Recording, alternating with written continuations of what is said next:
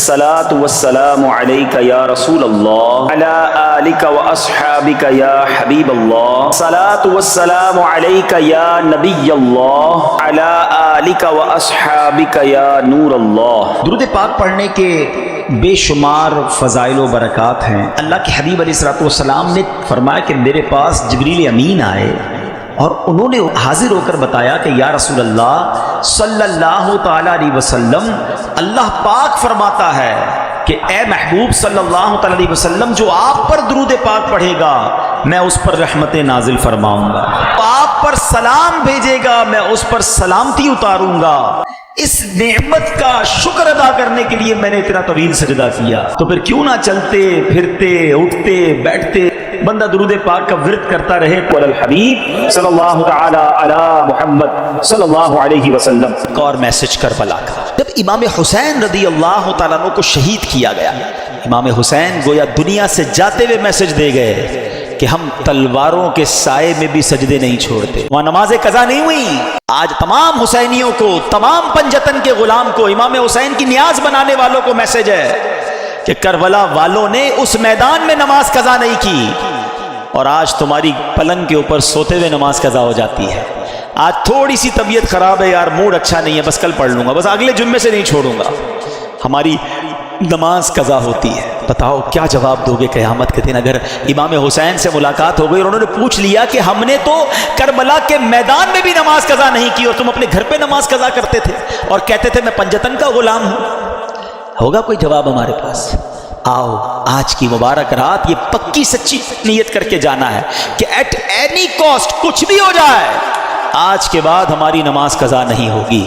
اچھا، جب سر انور کو نیزے پر اٹھا لیا گیا نا، ان یزیدیوں نے آپ کے مبارک سر کو نیزے پہ اٹھایا، اس وقت اس سر سے بھی تلاوت قرآن کی آواز آ رہی ہے۔ یہ امام حسین کی کرامت ہے، امیر اہل سنت کے غالباً شعر آپ فرماتے ہیں عبادت ہو تو ایسی ہو، تلاوت ہو تو ایسی ہو، سرے شبیر تو نیزے پہ بھی قرآن سناتا ہے۔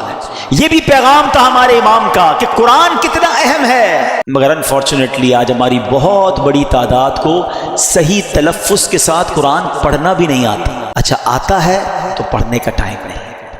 ذرا سوچو کتنا خوف کا وقت ہوگا، مگر میرے امام تلاوت کر رہے ہیں اور ہم اپنے گھر میں ایئر کنڈیشن چل رہا ہوتا ہے پھر بھی تلاوت نہیں کرتے۔ یہ موبائل ہم سے روز گھنٹوں لے جاتا ہے، سورہ ملک پڑھنے کا ٹائم نہیں ملتا، حالانکہ اسی موبائل میں قرآن بھی ڈاؤن لوڈ ہو سکتا ہے، سورہ یاسین پڑھنے کا ٹائم نہیں ملتا۔ کئی ایسے حافظ قرآن ہوتے ہیں جو دہراتے نہیں اپنے قرآن کو۔ اللہ نے اتنی بڑی نعمت دی آپ کو کہ آپ کے سینے میں قرآن محفوظ ہوا، گویا جنت کا آپ کو راستہ ٹھکانہ مل رہا تھا اور آپ نے اسے بھلا دیا، آپ اسے بھی نہیں پڑھتے۔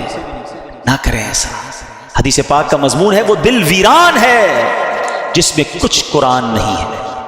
ہم سب کے لیے کوسچن ہے کہ میرے دل میں کتنا قرآن ہے، میں کتنا روز قرآن پڑھتا ہوں۔ آؤ پلیز، یہ پیغام ہے کربلا کا۔ امام حسین کی روح بھی بہت خوش ہوگی۔ گفٹ دینا چاہتے ہو نا اپنے امام کو، ہیں ایصال ثواب کرنا چاہتے ہو تو نیت کریں انشاءاللہ کہ اب روزانہ قرآن پڑھیں گے انشاءاللہ۔ ہاں، یہ عاشورے کا دن ٹرننگ پوائنٹ بنے نا میری زندگی میں، تو فائدہ ہوا نا کہ میں نے کربلا کے انسیڈنٹ سے یہ سیکھا کہ وہ وہاں نہیں چھوڑتے تھے تلاوت میں، یہاں چھوڑ رہا ہوں اور پھر کہتا ہوں پنجتن کا غلام۔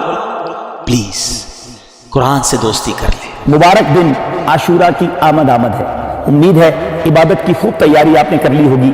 آپ نے شب عاشور کیا کرنا ہے آئیے سنتے ہیں۔ عاشورہ کی رات میں 4 رکعت نماز نفل اس ترکیب سے پڑھیں کہ ہر رکعت میں الحمد کے بعد آیت الکرسی 1 بار اور سورہ اخلاص 3 بار پڑھیں، اور نماز سے فارغ ہو کر 100 مرتبہ سورہ اخلاص پڑھیں۔ گناہوں سے پاک ہوگا اور بحشت میں بے انتہا نعمتیں ملیں گی۔ تو ہم نے شب عاشور یہ نوافل ضرور پڑھنے ہیں۔ اسی طرح حضرت سیدنا عبداللہ ابن عباس رضی اللہ تعالیٰ عنہ کا ارشاد گرامی ہے، رسول اللہ صلی اللہ علیہ وسلم جب مدینہ منورہ تشریف لائے، یہود کو عاشورہ کے دن روزہ دار پایا تو ارشاد فرمایا یہ کیا دن ہے کہ تم روزہ رکھتے ہو؟ تو یہود نے عرض کی یہ عظمت والا دن ہے، اس میں موسیٰ علیہ السلام اور ان کی قوم کو اللہ تعالیٰ نے نجات دی اور فرعون اور اس کی قوم کو ڈبو دیا، لہٰذا موسیٰ نے بطور شکرانہ اس دن روزہ رکھا تو ہم بھی روزہ رکھتے ہیں۔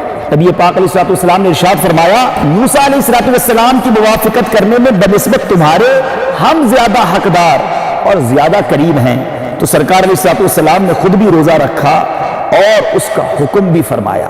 میرے میٹھے پیارے اسلامی بھائیوں، ایک اور جگہ میرے آقا علیہ السلام نے ارشاد فرمایا یوم عاشورہ کا روزہ رکھو اور اس میں یہودیوں کی مخالفت کرو، اس کے پہلے یا بعد بھی ایک دن کا روزہ رکھو، یعنی عاشورہ کا روزہ جب بھی رکھیں تو ساتھ ہی 9 یا 11 محرم الحرام کا روزہ بھی رکھ لینا بہتر ہے۔ تو امید ہے 9 یا 10 یا 11 محرم کا روزہ آپ بھی ضرور رکھیں گے اور یہ برکتیں حاصل کریں گے۔ اللہ تعالی ہم سب کو اس دن کی برکتیں نصیب فرمائے۔ اب آتے ہیں ایک اور میسج۔ امام حسین کو انفسائز کیا گیا، آپ کو بہت زیادہ پریشرائز کرنے کی کوشش کی گئی کہ آپ یزید کی بیعت کر لیں، ایک ہی تو مطالبہ تھا نا۔ اچھا آج میں اور آپ مدینے جانے کے لیے کتنا ترستے ہیں؟ امام حسین تو پیدا ہی مدینے میں ہوئے تھے، پھر بھی مدینہ چھوڑنا پڑا۔ پہلے مکے آ گئے، 5 مہینے مکے میں رہے آپ تاکہ کوئی کسی طرح معاملہ ٹل جائے، لیکن جب اس کے بعد بھی معاملہ نہیں ٹلا اور کوفیوں کے لیٹر آتے رہے تو پھر آپ کوفہ گئے۔ مدینہ چھوڑنا پڑا، سب کچھ چھوڑنا پڑا، خاندان چھوڑنا پڑا، پھر شہید بھی ہو گئے۔ جب اتنا زیادہ برڈن ہونا، یعنی کسی کے سر پر کوئی پستول رکھ دے، تو شریعت بہت ساری چیزوں کی اجازت دے دیتی ہے کہ جب جان جانے کا خوف ہو تو کئی ایسے کام جو حرام ہوتے ہیں وہ حلال ہو جاتے ہیں فار دا ٹائم بینگ۔ اس کی پوری تفصیل ہے، یعنی اگر کوئی کسی کے ماتھے پر پستول رکھ کر بعد اللہ کہے کفریہ کلمہ کہہ دو، تو جان چونکہ بڑی اہمیت ہے اسلام میں، تو ایک لیول ایمان کا وہ ہے کہ بندہ شہید ہو جائے، کہ نہیں کہتا، لیکن اجازت شریعت یہ دیتی ہے کہ وہ دل میں ایمان رکھ کر زبان سے کوئی ایسا جملہ کہہ دے جس سے اس کی جان بچ جائے، مگر دل میں ایمان ہونا ضروری ہے۔ یعنی میں سمجھا رہا یہ چاہ رہا ہوں کہ ایسی پوزیشن میں بہت سارے کاموں کی اجازت مل جاتی ہے، تو امام حسین بھی کمپرومائز کر لیتے، کیوں اب پورے خاندان کو شہید کروا دیا؟ یہ ریلیونٹ کوسچن بنتا ہے۔ مگر میرے امام جانتے تھے کہ اگر آج میں نے کمپرومائز کر دیا نا تو پھر نانا کی ساری امت کے لیے ایک مثال بن جانی ہے کہ جب حسین کمپرومائز کر سکتے ہیں تو پھر تو ہم بھی کر سکتے ہیں۔ آپ نے باطل کے آگے سر نہیں جھکایا، سر کٹا دیا، نانا کے دین کو سر بلند کر گئے۔ یہ میسج ہے ہم سب کے لیے، ان تمام لوگوں کے لیے جو آج چھوٹی چھوٹی باتوں پر کمپرومائز کر رہے ہیں۔ ارے جناب کیا کریں، پورے سبھی لوگ جھوٹ بولتے ہیں، سچ کا زمانہ نہیں، تھوڑا بہت جھوٹ تو ہم بھی بول لیتے ہیں۔ کمپرومائز کیا نا، ساری مارکیٹ ملاوٹ کرتی ہے، جناب جھوٹ بول کر کاروبار کرتی ہے، میں نہیں کروں گا تو جناب میرا مال نہیں بکے گا، ہماری مارکیٹ کے لیے کرنا پڑتا ہے۔ کر لیا کمپرومائز۔ بچے کی شادی ہے، کیا کریں، پورے خاندان والوں کا رسم و رواج ہے، نہیں کریں گے تو خاندان والے ناراض ہو جائیں گے، ہمیں کنجوس سمجھیں گے، منہ دینا پڑتا ہے جناب خاندان والوں کو۔ ناچ گانے کر لیے، حرام کام کر لیے، کر لیا کمپرومائز۔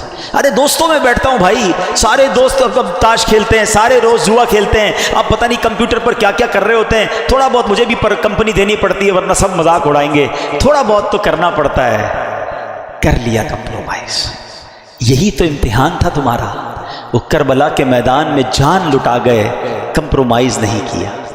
لوگ کہتے ہیں ہماری کنٹری میں کرنا پڑتا ہے، کیا کریں، جاب ایسی ہے نماز کا ٹائم نہیں ملتا، کیا کریں، جاب ایسی ہے اس پہ روزہ نہیں رکھ سکتے، کچھ لوگ کہتے ہیں جاب ایسی ہے داڑھی نہیں رکھ سکتے۔ تم کمپرومائز کر رہے ہو چند پیسوں کی خاطر، ہے دنیا کی خاطر۔ میرے امام نے کربلا کے میدان میں سکھایا تھا کہ باطل کے آگے سر نہیں جھکانا۔ تم ایک جگہ سے تم یہ سمجھتے ہو کہ یہ جاب چھوٹ جائے گی نماز کے لیے، ارے تم چھوڑ دو ایسی جاب، اللہ تمہیں ایسی 10 اچھی جاب عطا فرما دے گا۔ ایک در بند ہوگا، اللہ تمہارے لیے 10 در کھول دے گا۔ ہمت تو لاؤ اپنے اندر۔